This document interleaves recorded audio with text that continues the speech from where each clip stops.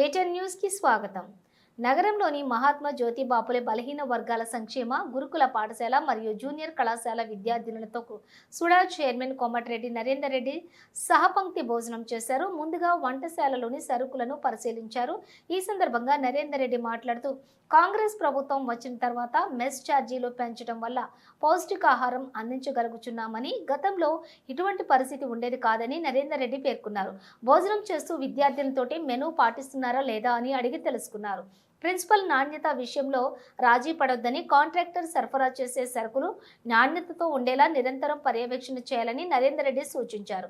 చిన్న లోపాలు గుర్తించామని వాటన్నింటినీ సరిచేసుకోవాలని, ప్రభుత్వం నిర్ణయించిన మెనూను నాణ్యతతో అందించాలని సూచించారు. ఈ కార్యక్రమంలో స్థానిక నాయకులు మెండి చంద్రశేఖర్, మీరాజ్, జిల్లా ఎస్సీ ఎస్టీ సెల్ అధ్యక్షులు కొరివి అరుణ్ కుమార్, శ్రావణ్ నాయక్, కుర్రా పోచయ్య, పెద్దిగారి తిరుపతయ్య, కొట్టే ప్రభాకర్, కీర్తి కుమార్, ఆష్రఫ్, ఖురేసి, రాజ్ కుమార్ తదితరులు పాల్గొన్నారు.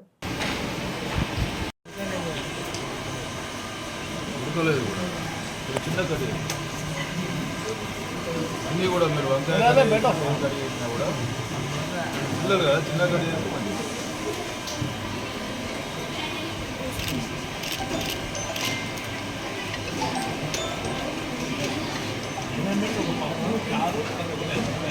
పప్పు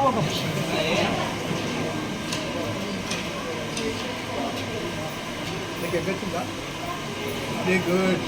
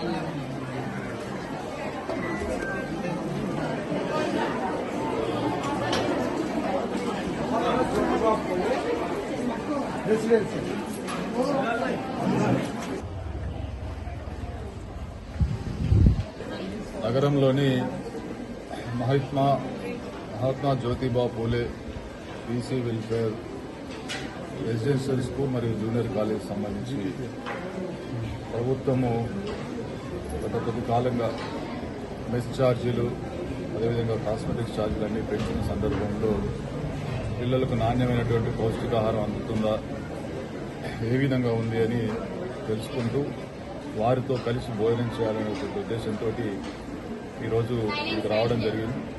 ముఖ్యంగా మరి అన్నింటినీ కూడా పరిశీలించినట్టయితే భోజనాలు అన్నీ కూడా బాగానే ఉన్నాయి. ఏదైతే మెనూ మెయింటైన్ చేస్తూ ఉన్నాయి అని కొంత ఏదైతే కూరగాయలు కానీ అవి కానీ ఇంకా కొంచెం చిన్నగా కట్ చేస్తూ ఇంకొక చిన్న ఏదైతే లోపాలు లేవో వాటిని కూడా సరిదిద్దుకుంటే బాగుంటుంది. పిల్లలు కూడా అడిగినప్పుడు అన్నీ బాగానే ఉన్నాయి, మెనూ ప్రకారం మాకు ఇస్తూ ఉన్నారని చెప్తా ఉన్నారు.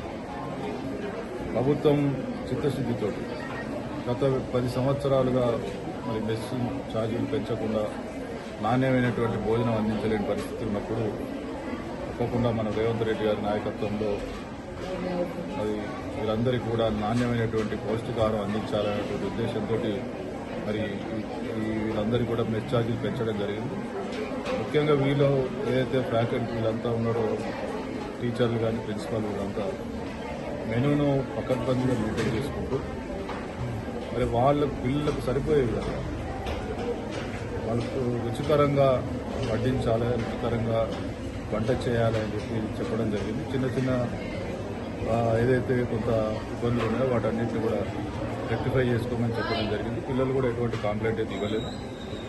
కానీ తప్పకుండా వీరికి మేము పరిశీలించి ముందు మళ్ళీ 1 వీక్లో వస్తాం, ఆ చిన్న లోపాట్లు కూడా సరిదిద్దుకోమని చెప్పడం జరిగింది. పిల్లలు కూడా సంతోషంగానే ఉన్నారు.